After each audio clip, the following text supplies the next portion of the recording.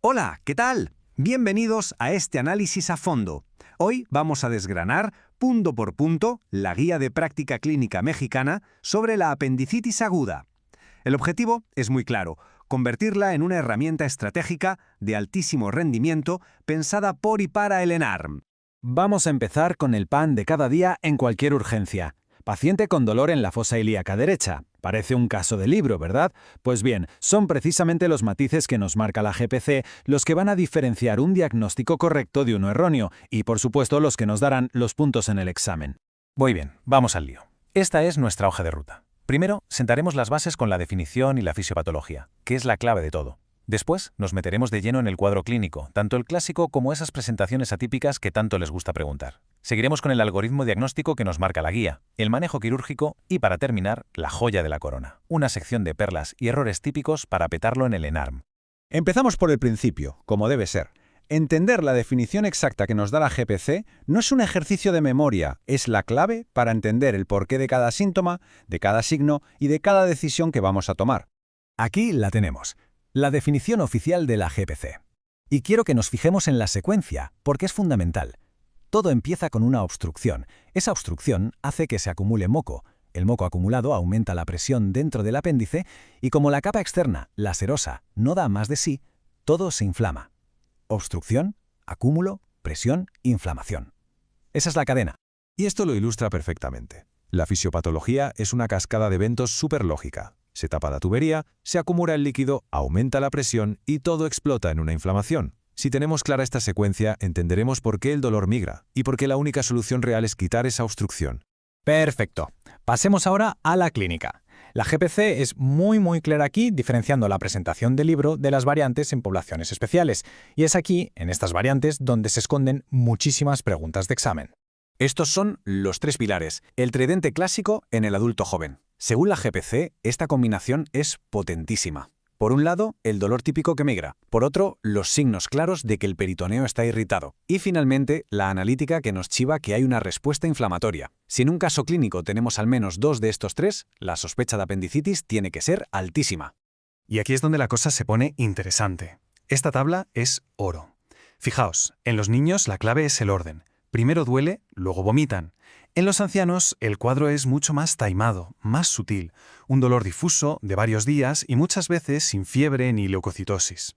Y en las embarazadas, aunque el apéndice esté por las nubes por el útero, el dolor en la fosa ilíaca derecha sigue siendo el dato más fiable que tenemos. Este dato es brutal y hay que tenerlo grabado a fuego. En los lactantes, la tasa de perforación puede ser del 100%. ¿Y por qué? Por una razón puramente anatómica. Su epiplón, que es como el delantal protector del abdomen, es muy corto y no es capaz de envolver la inflamación y contenerla como haría en un adulto. Por eso, el diagnóstico aquí es una emergencia absoluta. Y volvemos a insistir en esto porque es una trampa de examen de las más clásicas. El anciano no te va a venir con un abdomen agudo de manual. El dolor es vago, la defensa muscular puede no existir y la fiebre brillar por su ausencia. A veces, la primera pista es un cuadro confusional. La GPC nos lo advierte. Ante un anciano con dolor abdominal, por leve que sea, hay que mantener un alto índice de sospecha. Bien, ya tenemos la sospecha clínica montada. ¿Cuál es el siguiente paso? Vamos a ver qué nos dice la GPC sobre cómo confirmar el diagnóstico con las pruebas de imagen. Antes de ver la respuesta, hagamos un ejercicio mental rápido. ¿Qué pedimos en un niño? Y en un adulto con un cuadro que no está nada claro. Y en una embarazada. La guía nos da un algoritmo muy específico. Y aquí está la clave. La GPC es muy práctica. El ultrasonido, la ecografía, es la primera opción en niños y embarazadas. ¿Por qué? Para evitar la radiación. Es seguro y, de paso, nos puede ayudar a descartar otras cosas como problemas ginecológicos. Ahora bien, si estamos ante un adulto con un cuadro dudoso, la tomografía, el TAC, es el gold standard. Su precisión es mucho mayor y nos permite ver si hay complicaciones como abscesos. Mucho ojo con esto. En pediatría, la GPC nos habla de la prueba triple. A ver, ninguno de estos datos por sí solo nos da el diagnóstico, pero si en un niño con dolor abdominal tenemos los leucos por encima de 11.000, los neutrófilos por encima del 75% y la PCR por encima de 8, la combinación de los tres apoya fuertemente el diagnóstico y nos da luz verde para seguir adelante. Vale, diagnóstico confirmado. Es el momento de actuar. Vamos a desgranar cómo la GPC estructura la decisión del tratamiento, que siempre va a ser quirúrgico.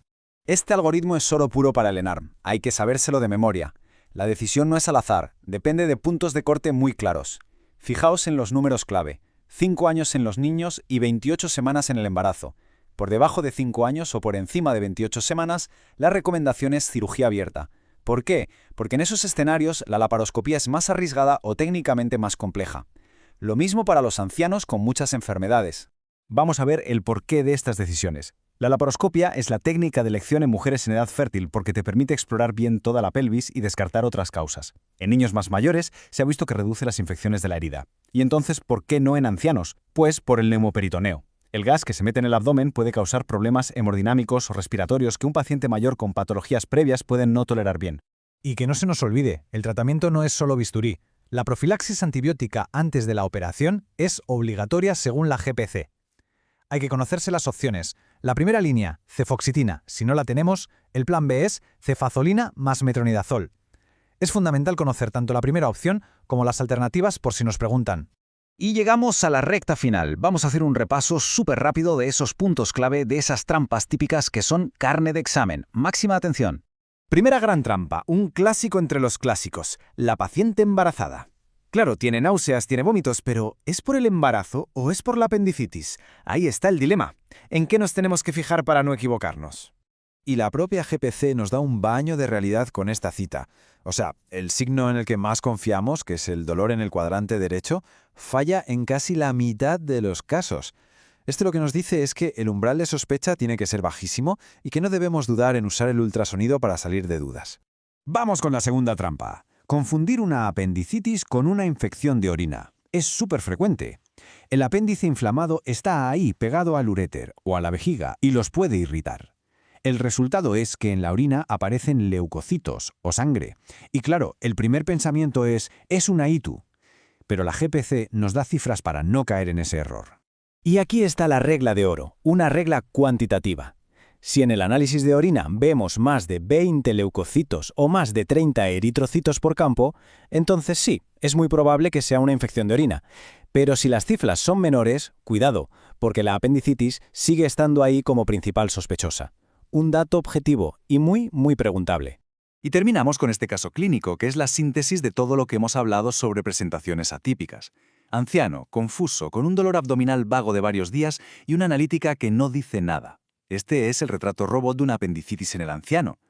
La respuesta, por supuesto, es que hay que buscar de forma agresiva la apendicitis, porque en esta población cualquier retraso en el diagnóstico puede ser catastrófico. Y ese es precisamente el mensaje final que nos quiere transmitir la guía.